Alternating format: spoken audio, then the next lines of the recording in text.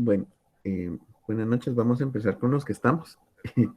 Es para un proyecto de la universidad que tengo en la clase de psicología.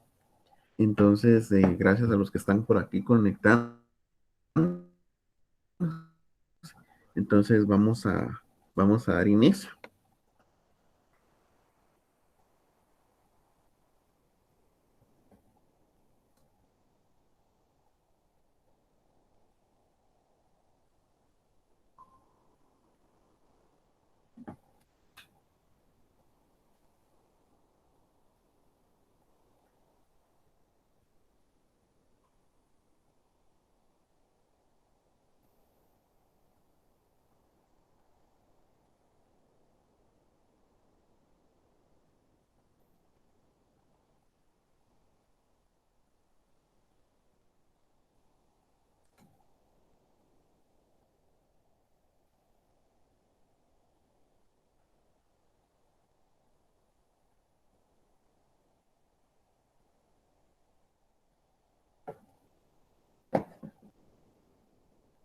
Creo que me votó.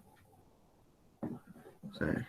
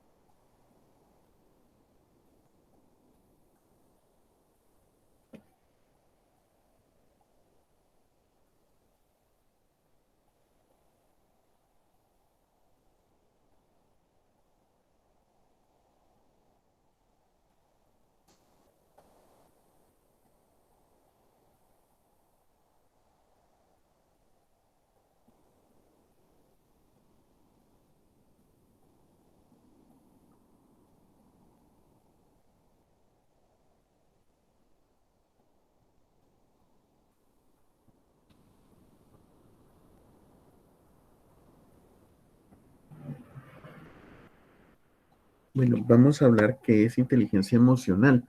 Entonces, el tema que a mí me toca presentar, pues obviamente es autorregulación sobre el comportamiento de nuestros adolescentes, tanto en casa como en la escuela, ¿verdad? En este caso, antes de hablar de regulación, tenemos que hablar sobre todo lo que es la personalidad. Entonces, vamos a hablar un poquito acerca de lo que es la personalidad. Entonces, antes de todo, tenemos que hablar que es inteligencia emocional y es la capacidad humana de sentir, entender, controlar y modificar todos los estados emocionales. Primero, no es ahogar las emociones, sino que también hay que saberlas dirigir, pero también hay que saber equilibrarlas. Vamos a hablar sobre un poquito de los antecedentes y nos habla la teoría de las inteligencias múltiples del doctor Howard Gardner. En este caso, las personas tenemos 7 tipos de inteligencia que nos van a relacionar con el mundo.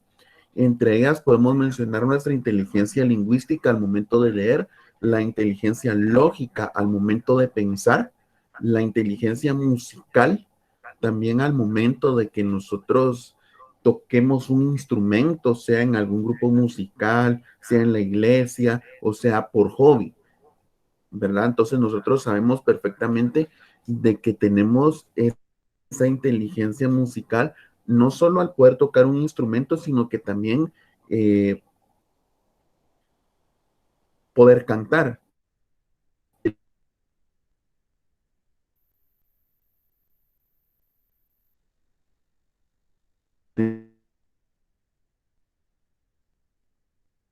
Son dos tipos de inteligencia, que es la inteligencia interpersonal que es la capacidad de establecer relaciones con otras personas. Esta mismo, la autonomía, que es la personalidad. En este caso vamos a hablar que la personalidad y su origen etimológico, que es rospón, que significa cara, rostro o máscara. También viene del latín personare, que significa resonar a través de algo. Y también viene del etrusco persum, que significa cara o cabeza. Para los clásicos también la personalidad era la máscara que se ponían los actores griegos en cada una de las representaciones teatrales. También tenemos lo que es un patrón de sentimientos y que están ligados al comportamiento de lo que va a persistir a lo largo del tiempo y de las situaciones. Tenemos aspectos que distinguen a un individuo de cualquier otro. Y también esto va a persistir a través del tiempo y a través de las situaciones. Y por eso viene también la personalidad, tipos de personalidad que vemos a diario. Pero también algo que nos tiene que definir una personalidad buena es el optimismo. ¿Qué es el optimismo? Entonces, muchos se preguntan qué es el optimismo y va el optimismo. Encontré varias definiciones, por ejemplo, esta que vemos aquí a continuación.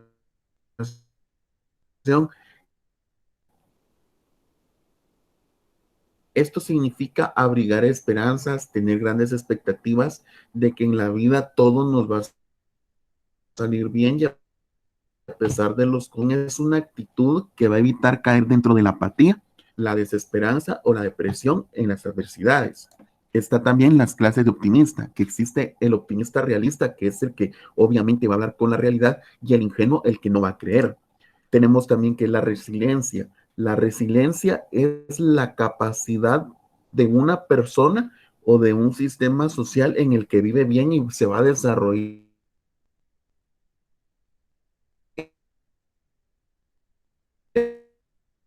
en pesar de todas las condiciones de la vida y que sean que hayan que procesos de dificultad, pero también esto se acepta de una manera socialmente aceptable. Tenemos también los tipos de rasgos de las personas que son resilientes. Vamos a hablar sobre un poco sobre la introspección. En este caso, va a ser en el caso del niño darse cuenta de algo que no está bien. Por ejemplo, en un adolescente, la capacidad de saber conocer o qué es lo que pasa y cómo se debe adaptar. Y el adulto debe tener una comprensión de sí mismo. La independencia es un alejamiento también de situaciones conflictivas en el caso de los niños. En el caso de los adolescentes es saber no involucrarse y también en el caso de los adultos tiene que haber una actitud para vivir en forma autónoma y tomar decisiones por sí mismo. Tenemos también la capacidad de interacción, que es la facilidad para conectarse y ser queridos. En el caso de los adolescentes va a ser reclutar pares, establecer redes, sea de amistad, sea de compañerismo, tanto en su centro educativo como en la casa o en la colonia donde vive o en el residencial. Y en el caso del adulto, tiene ya la capacidad de atraer, pero también de crear lazos. Tiene también la capacidad de iniciativa. En el caso del niño, el niño tiene conductas de exploración, pero que también va añadido a ciertas actividades que son de tipo constructivo. El adolescente tiene una actividad que es iniciativa. El adolescente tiene la iniciativa en todos los aspectos. También el adulto tiene participación en proyectos comunitarios, pero el adulto ya empieza a tener ya sentimientos de autorrealización y capacidad de liderazgo. También está la que para revertir el miedo, la soledad y la rabia. El adolescente también tiene una capacidad de iniciativa, de creatividad artística.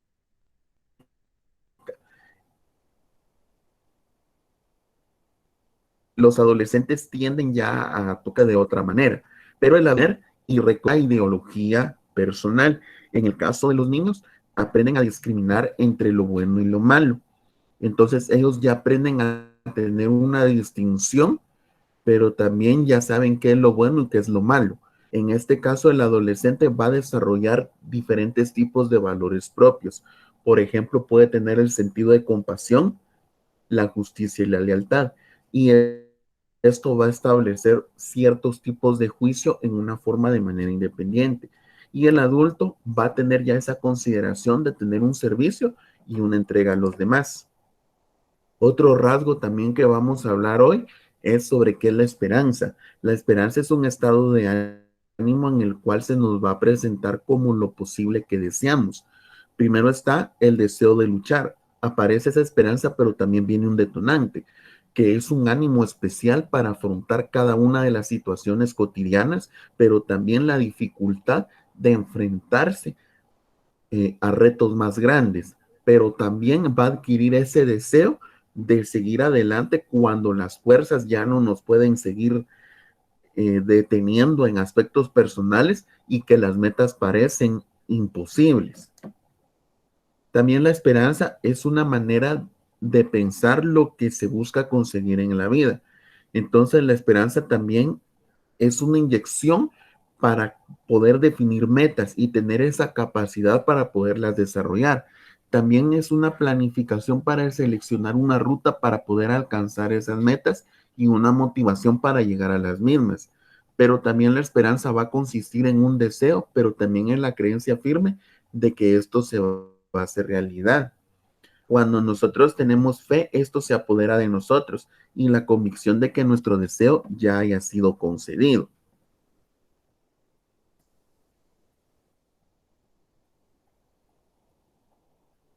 En este caso, vamos a hablar también de alguien muy importante y es un sociólogo estadounidense que es Daniel Goleman, que es el padre de la inteligencia emocional. Él tuvo impacto en la inteligencia emocional también en las organizaciones laborales. Tuvo aptitudes como el autoconocimiento, la seguridad en uno mismo, pero también el autocontrol, el compromiso, la integridad y la capacidad de poderse comunicar los seres humanos con eficacia. Y también tuvo capacidad, investigó, perdón, sobre las capacidades más requeridas en el mercado de trabajo actual. En estos elementos que hablamos, elementos muy importantes. Primero, vamos a hablar porque se puede tener éxito en la vida sin tener grandes habilidades académicas. Existe la competencia personal y la competencia social.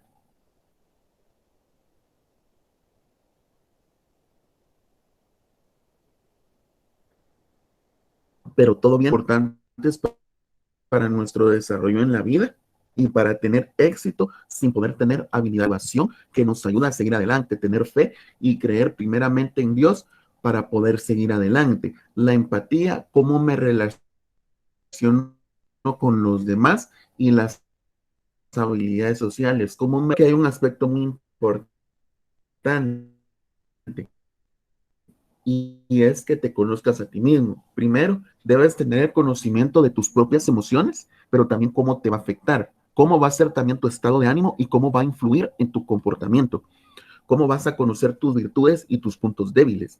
También vas a tener la habilidad de reconocer y de poder entender tus estados de ánimo, tus emociones y tu efecto en las personas que te van a rodear. Pero también debes tener conciencia de tus propios sentimientos en el momento en que tú los estás experimentando, sean sentimientos de amor, sean sentimientos de enojo, de rabia, de alegría. Tienes que tener conciencia de tus sentimientos, sobre todo la metacognición, que es un aspecto muy importante, y el metahumor, sentimientos en el momento que se van experimentando. Ahora bien, existe también una diferencia entre sentir una rabia asesina respecto a alguien que nos ha hecho daño, alguien que nos esté dañando emocionalmente, físicamente. Existe esa diferencia, pero también se tiene que elaborar un pensamiento autorreflexivo. Decir esto que siento es rabia, pero también incluso mientras uno está furioso. La gente suele adoptar estas características para responder y enfrentarse a cada una de sus emociones. Podemos ser conscientes de sí mismos. Primero es que nosotros tenemos en el momento, también estamos sumergidos, que son personas que son incapaces de liberarse de sus emociones, que van acumulando en su interior, ya sea algún coraje, algún enojo, alguna cuestión, y eso no es bueno también porque después, con el tiempo, ya pasa factura, una enfermedad, un derrame cerebral. Entonces, estas personas se sumergen en cada uno de los pensamientos y no salen de ahí. Pero también existe esta característica que nos llama mucho la atención, que es el aceptador, porque tiene claridad respecto a lo que sienten, aceptan sus humores, el momento de cambiar su humor a un buen humor o a un mal humor, lo aceptan, pero no tratan de cambiarlos. Existe también la persona que es apasionada y que es indiferente.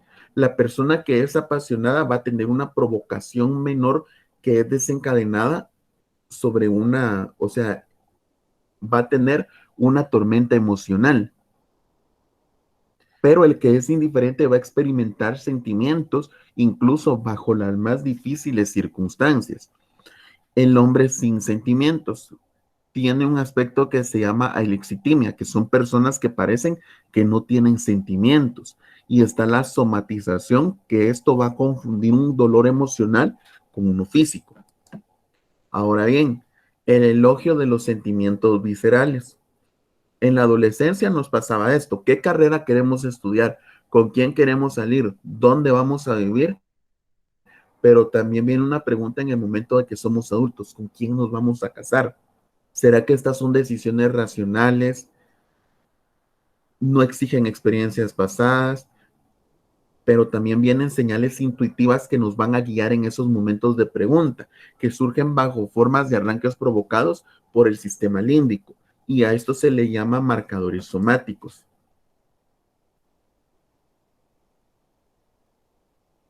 que esto es también sondear el inconsciente. Ahora bien, el comienzo fisiológico de una emoción va a ocurrir típicamente antes de que una persona conozca un sentimiento mismo.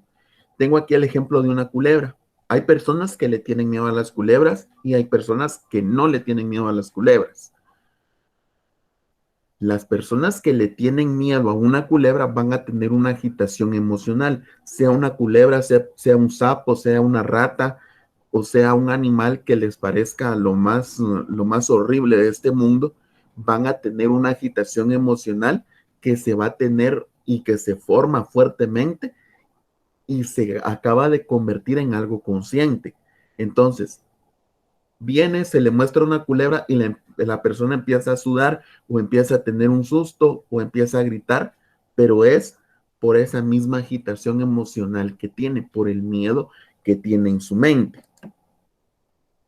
Tenemos dos niveles de emoción. Primero, el nivel consciente y el nivel inconsciente. El nivel inconsciente, el nivel consciente va a experimentar rabia, pero también en ese momento de paz va a reconocer, ¿verdad? Y el inconsciente, que son reacciones que se tienen impulsivamente.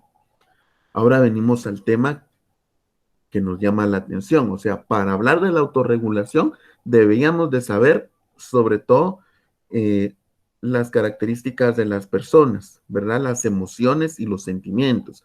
Ahora bien, ¿qué es la autorregulación?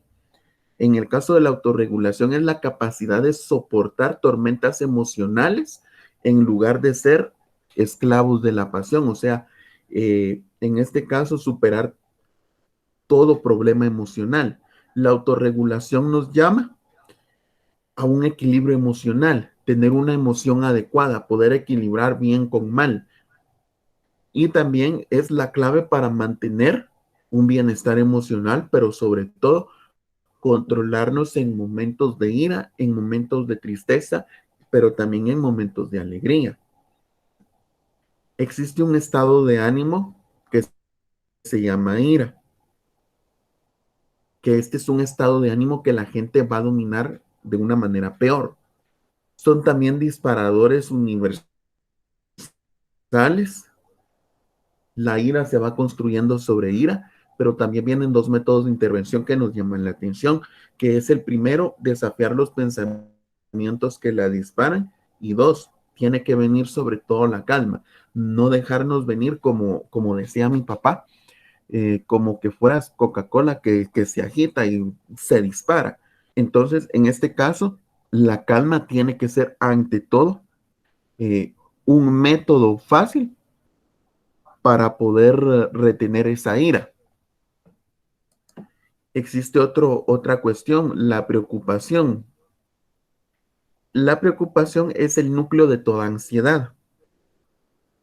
En este caso, la preocupación va a bloquear a la persona sobre un punto de vista y va a ser el tema que lo preocupa, pero viene también una ansiedad de tipo cognitiva, lo que está en la mente, y la somática, lo que viene sintiendo, escalofríos, porque hay personas que padecen de ansiedad y la tienen por, ya sea por escalofríos o por querer seguir comiendo y no llenan ese vacío que tienen. Ahora bien, en resumen, la autorregulación va a ser el control de todos estos estados para controlar la ira, para controlar la preocupación y para controlar la ansiedad. Entonces, la autorregulación viene sobre un desarrollo de autocontrol, confiabilidad, confianza en sí mismo sobre todo, la integridad, que tu persona tiene que estar tranquila y segura de todo lo que pase alrededor tuyo. Adaptabilidad, adaptarnos a lo que viene, sean momentos de alegría o momentos de tristeza o innovación. Tomar positivamente las cosas. Otro aspecto muy importante en la autorregulación está la automotivación. Vemos aquí varios puntos. El trastorno emocional contra la claridad mental. En el trastorno emocional viene la depresión, la ansiedad, el enfurecimiento y la importancia, que son cuatro enemigos de la mente. Y viene la claridad mental, que son otros pensamientos, pero que estos pensamientos positivos vienen a un factor que se llama concentración. Para tener una buena autorregulación debemos mantener una actitud positiva.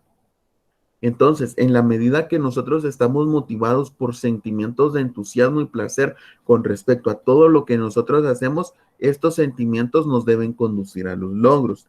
Tiene que haber un inicio temprano y un control del impulso.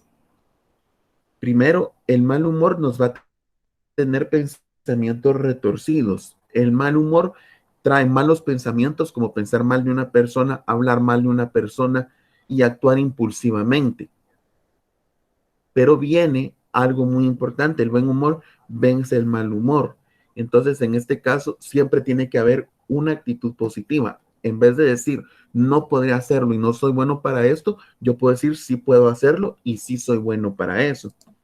¿Cuál es el poder del pensamiento positivo? Primero, ser optimistas, dejarse fluir por toda la corriente buena y tener un aprendizaje en todo lo que nosotros vamos haciendo. Para tener también otro aspecto de autorregulación debemos tener empatía. ¿Y qué es la empatía? Debemos de tener la capacidad de comprensión que se va definiendo como la capacidad de poder percibir, pero también comprender cada uno de los sentimientos que tienen las personas que nos rodean. ¿Cómo se manifiesta la empatía? Primero, demostrando interés por las necesidades de la persona. Segundo, entender su punto de vista, reformulándolo luego sin tratar de modificarlo. ¿Cuáles son los efectos de la empatía? Y este es un punto muy grande en el caso de la autorregulación. La empatía es un aspecto muy importante porque va a tener un nivel de autoestima mayor la persona, va a mejorar la calidad de comunicación entre dos personas o más, pero también la expresión se va a abrir a emociones más profundas. Preguntas que ustedes se hagan son las siguientes. ¿Puedo yo entrar en un mundo interior de alguien y lograr captar todo lo que se siente y todo lo que se percibe? ¿Puedo yo sentirme lo bastante cerca de alguien sin dejar de ser distinto a él y perder las ganas de juzgarlo o evaluarlo? Tiene que haber un punto de reflexión también, y es algo que hagamos a partir de ahora. Nos cuesta a veces transmitir paciencia a alguien cuando piensa que uno lo está entendiendo, entonces ponerse en el lugar de la persona. También, aunque se formule el mínimo de comprensión, esto va a ayudar a la otra persona a seguir entendiéndose el mismo. Otro aspecto muy importante para la autorregulación son las relaciones interpersonales, que son actitudes fundamentales y que es la capacidad de conocer los sentimientos de los demás y de hacer algo para transformarlos. El buen manejo de relaciones nos va a implicar dos condiciones. Primero, el control sobre uno mismo de nuestras emociones y la empatía. Esto nos va a permitir relacionarnos con los demás, movilizarnos, inspirarnos, persuadirlos y tranquilizarlos. Pero también va a garantizar la eficacia con el trato con los demás, y la ausencia de esto va a conducir al fracaso interpersonal reiterado. Siempre es importante tener una relación interpersonal. Es bueno tener amigos, pero también hay que saber escoger a los amigos, como dicen por ahí, con los dedos de nuestras manos también. La expresión de las emociones. Las emociones son la capacidad también de expresar los sentimientos propios, pero también va a tener una habilidad social fundamental. Cuando expresamos las emociones, tiene que haber un despliegue de roles. Primero, minimizar todas las emociones, pero también exagerar lo que uno siente magnificando la expresión emocional y sustituir un sentimiento por otro. Tiene que haber un aprendizaje de este despliegue de roles porque esto tiene lugar, perdón, a una edad muy temprana. La expresividad y el contagio emocional. Todas las emociones son contagiosas porque esto trae un intercambio subterráneo de estados de ánimo, encuentros tóxicos. La palabra tóxico se ha estado dando de moda desde los últimos 4 o 5 años, pero también tienen que haber encuentros nutritivos con personas positivas. Estas señales emocionales van a afectar tanto negativamente, pero también positivamente a las personas que nos rodean. Existe la inteligencia interpersonal. A esto se le llama materia prima sobre inteligencia interpersonal. Está la organización de grupos, se negocian soluciones, hay conexiones personales y también un análisis social. Y para concluir, tenemos la excelencia académica o la inteligencia clásica. No es una habilidad suficiente para tener éxito en la vida. Entonces, un título no te va a hacer más ni mejor persona, sino que esto te sirve también para abrirte brecha y tener aún más conocimiento de lo que ya tienes. Van a existir otras habilidades que los seres humanos pueden desarrollar. Por ejemplo, tenemos el autoconocimiento, la autorregulación, como lo hablábamos. La autorregulación es algo muy importante, sobre todo la automotivación, tener motivación uno mismo, tener empatía y relaciones sociales con los demás. La inteligencia emocional va a permitir a los individuos conocer, comprender y aceptar cada una de las emociones y de las demás personas. Esto quiere decir que también va a tener ciertas clases de relaciones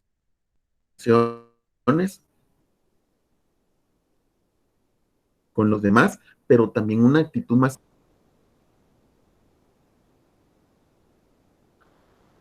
Entonces les agradezco mucho también